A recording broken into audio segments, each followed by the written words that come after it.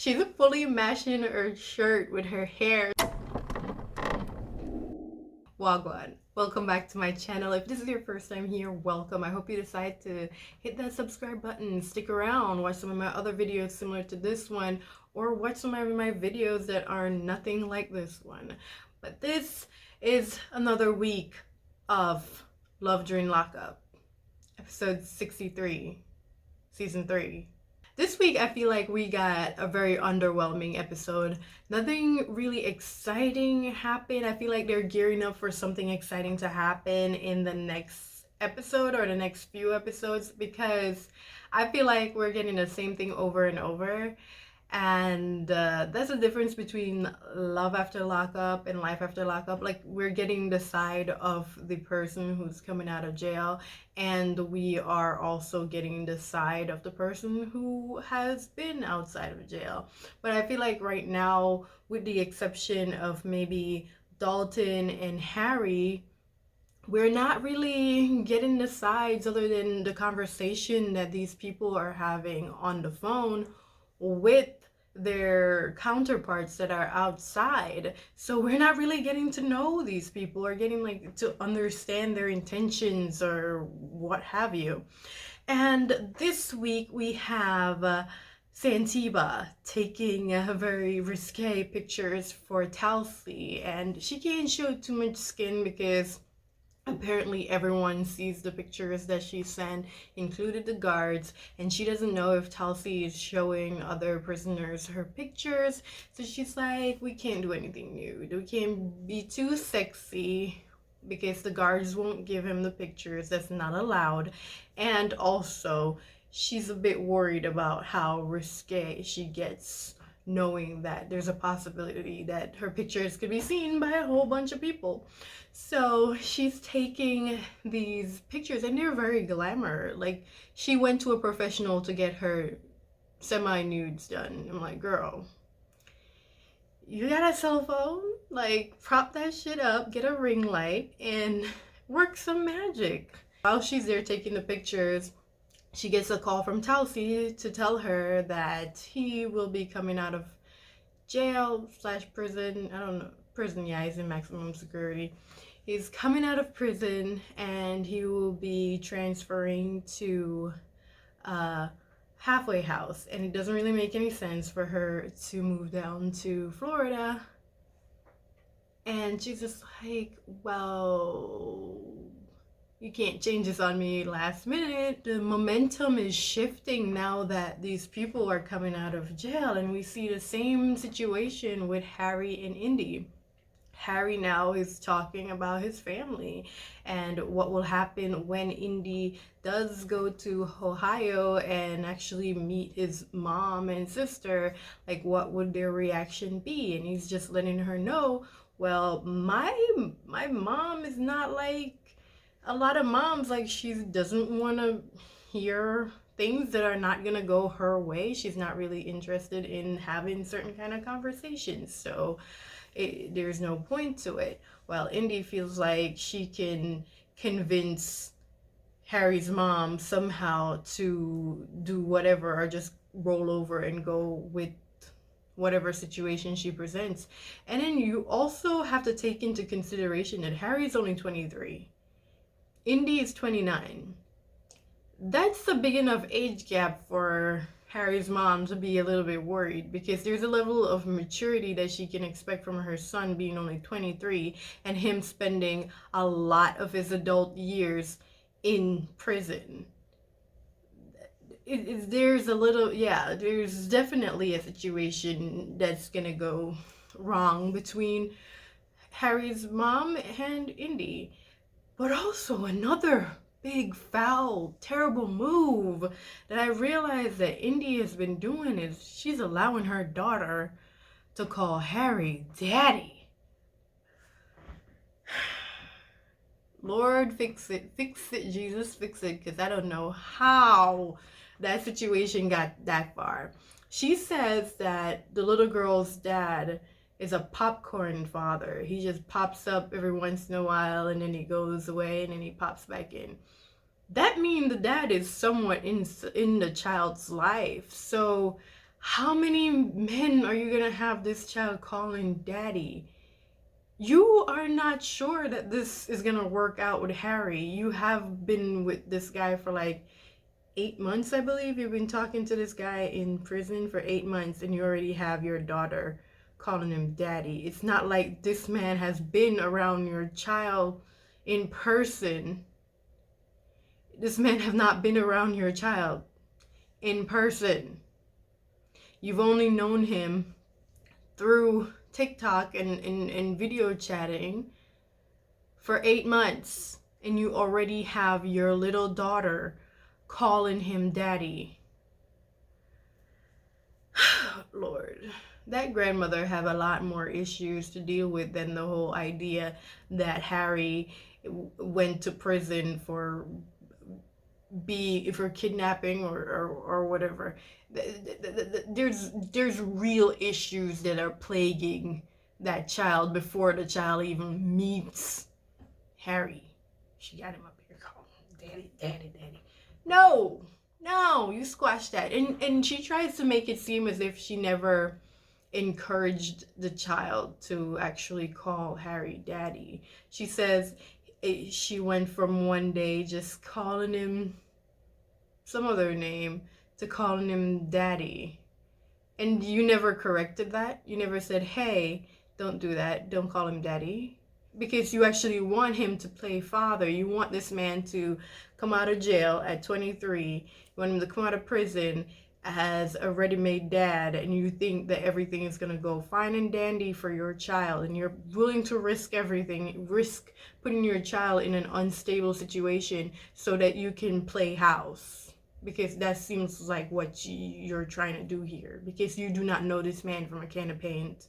All you know is what he's told you over the past 8 months. This episode was more about meeting the parents and talking to the parents, because we have Gabby who's talking to Chris's mom, and she doesn't like Chris's mom, and she feels like Chris's mom doesn't like her, but she also feel like Chris' mom is withholding information from her because she doesn't want her involved in the initial process of Chris coming out of jail. She doesn't want her to be there when that happened because she feels like Gabby's gonna take all the attention. But I feel like it goes deeper than that. The mom knows what kind of conversation she's been having with her son. And the mom thinks that Gabby is a gold digger, which we haven't seen much evidence to prove otherwise from Gabby. So I feel like the mom has a point. But then again, Gabby's counter argument is that she's not a gold digger. The mom just wants the money that Chris has been giving Gabby. But we see that Gabby does not actually make good financial decisions. So, I mean, can't really fault her for not trusting you when it comes to her son's money.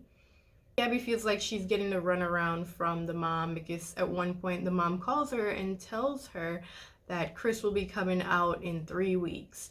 Then she gets another call saying, no, don't come, don't go up to the prison because Chris is not coming out. Apparently there's some mix-up that goes on with the federal versus the state, and he's not getting out. We also saw another meeting of the parents between Haley and Dalton's father. When Haley walked up to meet Dalton's dad, I have to be like, yo, wait a minute. Haley is matching her shirt. She's fully matching her shirt with her hair. She got a half white, half black shirt, and it just happened to match perfectly, like down the line with her hair. And the white is on the same side as the white in her hair, and the black is on the same side as the black in her hair. And I was just like, how you find a shirt with like the exact same sides? I mean, girl. She also has a mask, apparently, with the same black and white. The girl loves some black and white. No wonder she's dating a dude in jail. Gotta have them stripes. Haley goes to see Dalton's dad, and she's excited to meet him, and he seems really excited to meet her. But he's also a bit cautious of the situation. He said, "We're all adults here. We know there's a bit of delusion." Bro, when he said that, when Dalton's dad had the nerve to say that we can all see that there's some delusions there, I'm like, hold up now. Are you throwing shade at Haley? Not sweet Haley. You just throw all kind of shades at Haley. I mean, I've been throwing the same shade at Haley because there is definitely some delusions there. But Haley does not recognize that. So she is fully and willing to commit to her decision to get Dalton out and have Dalton come live with her and form a family with Hendrix. And at least right now she doesn't have Hendrix calling Dalton daddy, and I commend her for that. Dalton's dad is like, there's no way in hell that he sees Dalton just coming out of jail and adapting to this life that Haley is trying to create for both of them. The dad is just, he just doesn't see it happening because he knows his son. He knows his son inside of jail and outside of jail. Well, mainly outside the jail, because apparently he has not seen his son in 2 years, and he has not like made an effort to go to the jail and deal with Dalton. The next time we saw Haley, she's showing her mom a house that she just purchased. Haley bought the house, y'all. Doesn't know if she's ever gonna put Dalton's name on the papers, or if she's never gonna. She doesn't know what she's gonna do regarding her finances and Dalton, but she can't definitively say that she will not put his name on anything. But the mom is very cautious because she doesn't want to see her daughter end up losing everything that she's worked for or earned.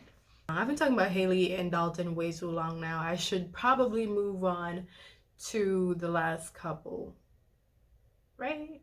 No. I almost forgot about Max and Tara, because Tara doesn't exist at this point to me. Tara does not exist in my eyes.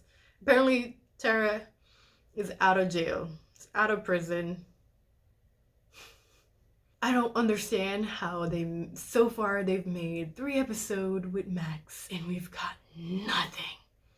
Nada. Zip, zilch, nada. Nothing about this dude and this supposed girl that was in prison. I'm over Tara and Max. Unless they are gonna bring some sort of interesting tidbits later. I don't know. I don't really care about them at this point. But another one of the fakers are drama-filled Ty. I feel like we are getting the same thing over and over with Ty yet again. They're building towards a dramatic, I wouldn't even say a crescendo, because who knows what's gonna happen. But Ty goes on a blind date. Well, I guess it's not a blind date. Her friend set her up with this guy, and she thinks this guy is so handsome or whatever. And they go out on the date, and she's still getting these damn phone calls. I'm like, if somebody's calling you and you don't want him to call you anymore, what would you do? See, a normal person in 2021 or 2022, this was recorded in 2021, so let's call it 2021. A normal person in 2021 would do what?